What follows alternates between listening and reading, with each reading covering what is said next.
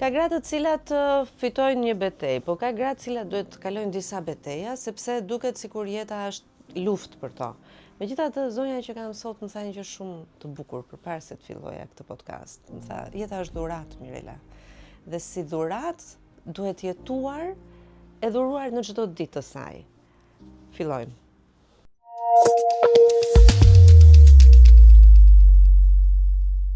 Nora Mala, mirë se erdhe. Sa kënaqësi që të gjej në këtë qoshen tënde, sepse të gjithë njerëzit luftojnë për të patur një qoshe. Është mundësia më e mirë për të medituar me vete, por për të medituar dhe me tjerët. Pra është një, mund ta quaja terapi, sot jo në grup, po terapi individuale. E kuptoj. Edhe nuk ka gjë më të mirë se sa të pish një kafe. Me ty ti e mbarove kafen tënde, po unë do ta vazhdoj se pi me nge kafen edhe dua ta filloj atje ku e nisa në fakt këtë podcast, po flisnim të dyja për një kondicion shëndetësor tëndin që do ta prekim. Edhe të thash që ti këtu, ku e gjen gjithë këtë energji? Dhe më the jeta është dhuratë, në fakt ku e gjen gjithë këtë energji? Kam përshtypje që lidhet me ADN-n e njeriut, po lidhet edhe me atë që quhet bota e brendshme dhe energjia që të fal besimi në jetë. Më kujtohet që përpara ca kohësh, pra në momentin kur unë u përballa me një sëmundje që nuk pëlqen fare as ta rikthej, por për hatrin tënd do ta them sot, që nuk ishte e mirë, në atë mjedis ku unë u gjenda, para ca kohësh kisha lexuar një histori e cila në fakt është edhe në një formë rrëfimi. Ishte një dhomë dhe në një dhomë ishin 4 kandila ose 4 fener, të cilët po shkëlqenin. Feneri i parë vendosi të fikej dhe tha, unë tha jam paqja, tha, po njerëzit nuk e duan paqen, tha, dhe nuk ka arsye pse të bëj dritë. Më pas filloi të fikej feneri i dytë dhe tha, unë jam besimi, po njerëzit nuk e duan as besimin. Dhe u fik dhe ai. Më pas feneri i tretë tha, unë ndjehem shumë keq. Njerëzit nuk kanë as dashuri, nuk e kuptojnë se ç'është dashuria. Dhe nuk kam pse të harxoj energjinë time dhe dritën time, dhe u fik dhe ai. Në këtë moment, ka ajo dhomë që po binte errësirja, ishte vetëm një fener që ishte i ndriçuar. Dhe aty pranë ishte një fëmijë që filloi të qante. Feneri kur dëgjoi fëmijën i tha, çfarë ke që po qan? I tha ai, unë kam frikë nga errësira. Dhe unë nuk dua, i tha, që ti të fikesh, tha, sepse unë do ngelem në errësirë. Atëherë feneri i katërt i tha, unë jam shpresa, i tha. Dhe unë ty, i tha, nuk do të lër në errësirë. Prandaj i tha, afro këtu afër meje, mos ke frikë, dhe fillon ndis, në fillim, ndis fenerin e tretë që ishte dashuria, pastaj fenerin e dytë që ishte besimi, edhe fenerin e parë që ishte paqja. Teksa kisha lexuar këtë gjë, po kuptoja që po përgatitesha për një betejë të fortë, që ishte betejë midis luftës së jetës edhe vdekjes. E ndërkohë, si një kalvar i gjatë mendimesh, unë rikujtua jeta ime që nga fëmiria deri në moshën që tani jam 60 vjeç. Më kujtohet që sfidën e parë të jetës time e kam përjetuar, atëherë e kam thjesht si të mjegulluar, po ky ishte realiteti, kur isha 5 vjeç e gjysmë. Në atë kohë në Shqipëri ra një grip i madh që u quajt gripi spanjoll. Unë i përkisja, kam lindur në 64, pra kam lindur para erëson. Dhe ishte një periudhë që fëmijët u prekën shumë dhe të moshuarit. Kur mua më kapi gripi, më kujton që më tregoni ky gripi ishte me një temperaturë shumë të lartë dhe u konstatua që unë po kaloja melingit.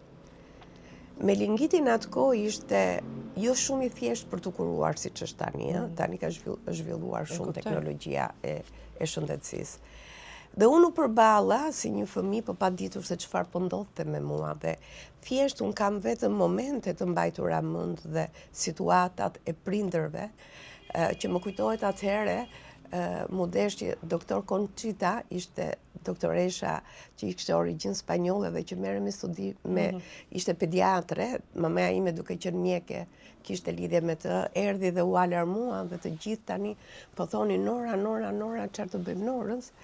Dhe më kujtohet që mami gjithmonë tregon, thot, ke qenë nga rastet e rralla, thot, ku të është marrë 3 herë palsa e kurizit. Dhe nga temperatura e lartë, kërciste ajo në tavan. Një ngjarje që unë nuk e mbaj mend në koshiencë, po ajo në subkoshiencën time ka fjetur. Dhe nuk e besonte njeri që unë do bëjsha kjo që jam. Tani nuk e di që më ka lënë, do më ketë lënë ndonjë gjë, po deri më tash nuk e kam parë veten. Ajo mund të të ketë lënë një gjë, po ta pas ka lënë kaq mirë këtë gjën ty dhe këtë energjinë, sa që mirë që ka qenë.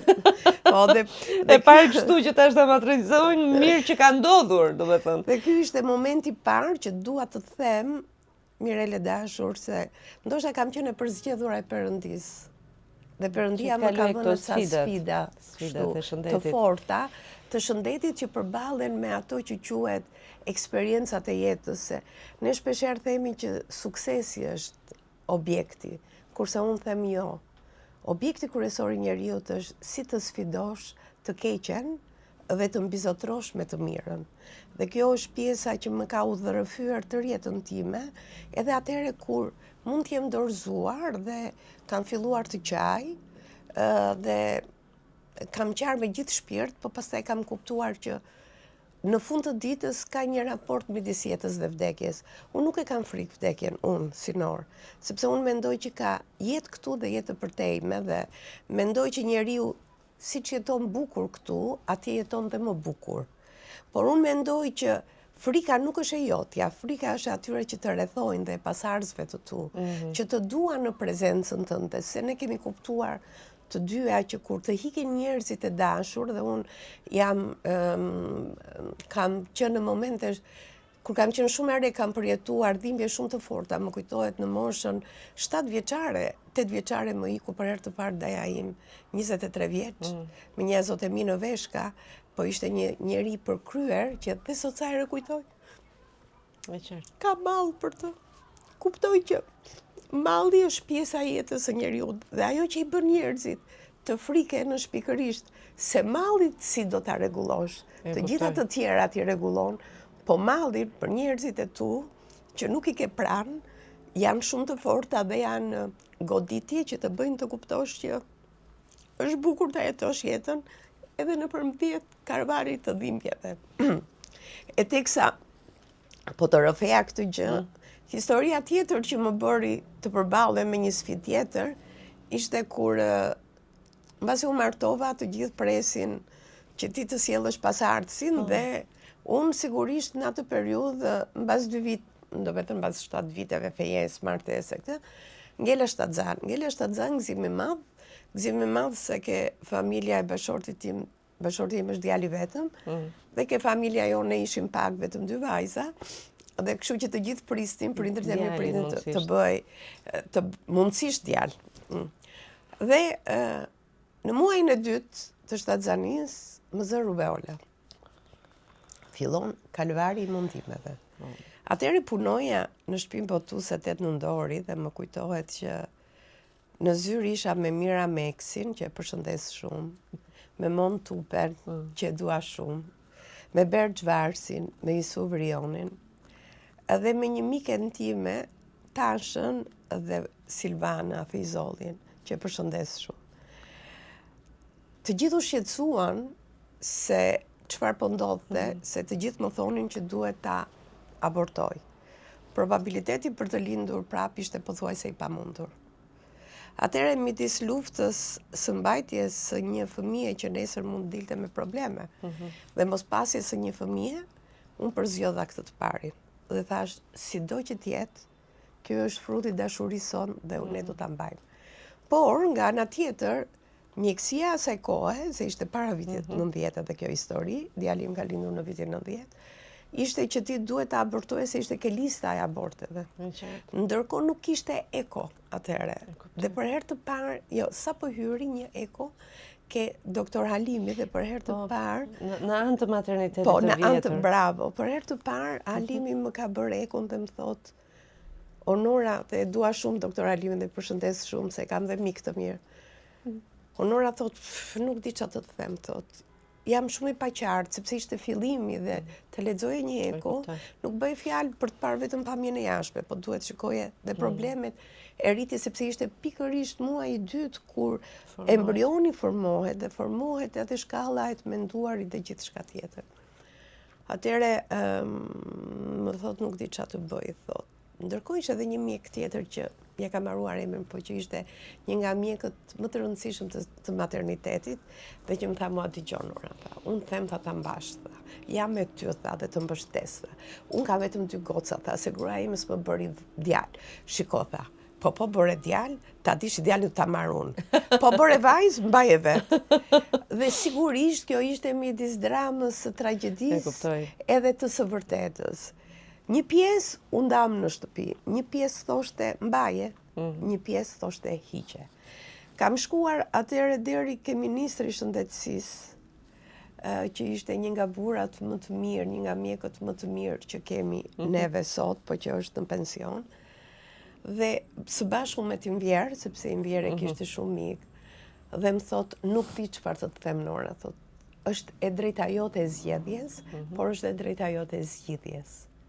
Dhe unë vendosa që ta mbaj dhe më kujtohet kur kam lindur tani në 12 janar të 1990-s, ishte një ditë, po jo e ftohtë, po nuk ishte më e ftohtë, Mirel.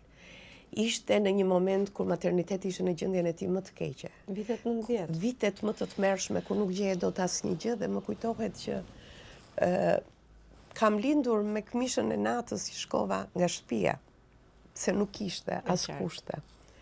Megjithatë, fëmia, djali lindi edhe djalë, edhe 3 kile e 650 dhe aq sa fenomeni u paraqit në media, atëherë ishte gazeta Zëri i Popullit dhe kam ruajtur edhe sot atë foto ku kemi dalë të dy me Tanin, unë një mama e cila nuk kuptoja se ç'ishte bota, po që bota u mblodh ke ai fëmijë dhe më kujtohet atëherë që të mos merresha fare me veten time, sa dola nga materniteti, kam shkuar, kam prerë flokë të shkurtra.